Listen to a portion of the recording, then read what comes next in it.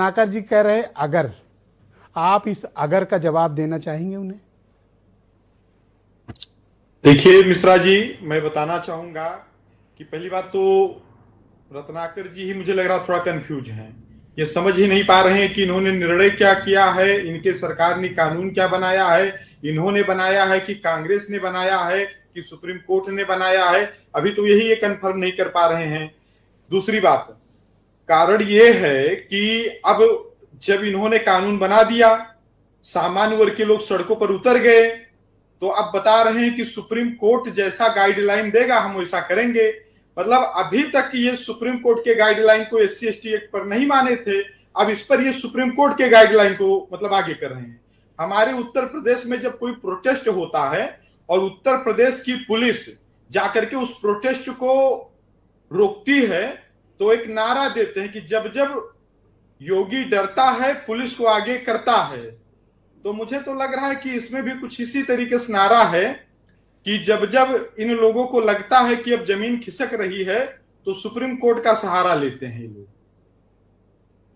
तो आपको क्या लगता है कि अगर नियमावली ही वापस हो जाए तो सारा बवाल खत्म हो जाए?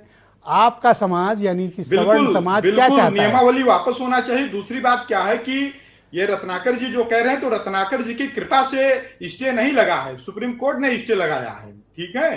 तो ये नियमावली वापस होनी चाहिए। और एक बात मैं आपको और बताना चाहता हूं कि सामान्य वर्ग तैयार है और सामान्य वर्ग सिर्फ सुप्रीम कोर्ट के उस फैसले का इंतजार कर रहा है कि वो फैसला कैसा आता है और बीजेपी सरकार कानून कैसे बनाती है। अगर सामान्य वर्ग के हितों के खिलाफ कानून बनाया जाता है तो पुनः पूरा सामान्य वर्ग, जो अभी आपने आंदोलन देखे हैं, जैसे एक मूवी में पहले ट्रेलर आता उसके बाद मूवी आती है, तो मूवी बाद में आएगी, ये तो ट्रेलर था एक तरीके से। तो आप राजनीतिक रूप से धमकाने की चेष्टा कर रहे हो? धमकाने की नहीं, जो सत्य है वही बताने की चेष्टा कर रहा हूं। पर लोग तो कहते हैं कि आप लोग तो बीजेपी के उसी तरह का वोट बैंक है जैसे उनके पास MY है, इनके पास आप लोग हो। बीजेपी के अलावा विकल्प क्या है? जाओगे कहां? देखिए, है क्या कि सामान्य वर्ग जो है वो जन्म से ही राष्ट्रवादी होता है, जन्म से ही धर्म को मानने वाला होता है।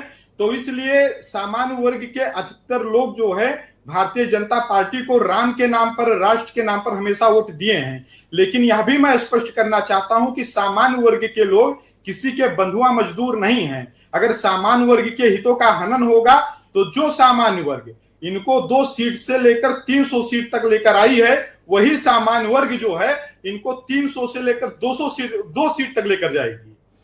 क्या सवर्ण समाज अब बीजेपी से नाराज है या आप लोगों की नाराजगी इस स्टे के बाद कम हो गई है, खत्म हो गई है?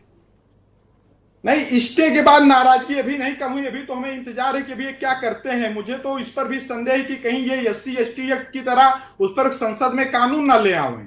मुझे इस पर भी अभी डर है।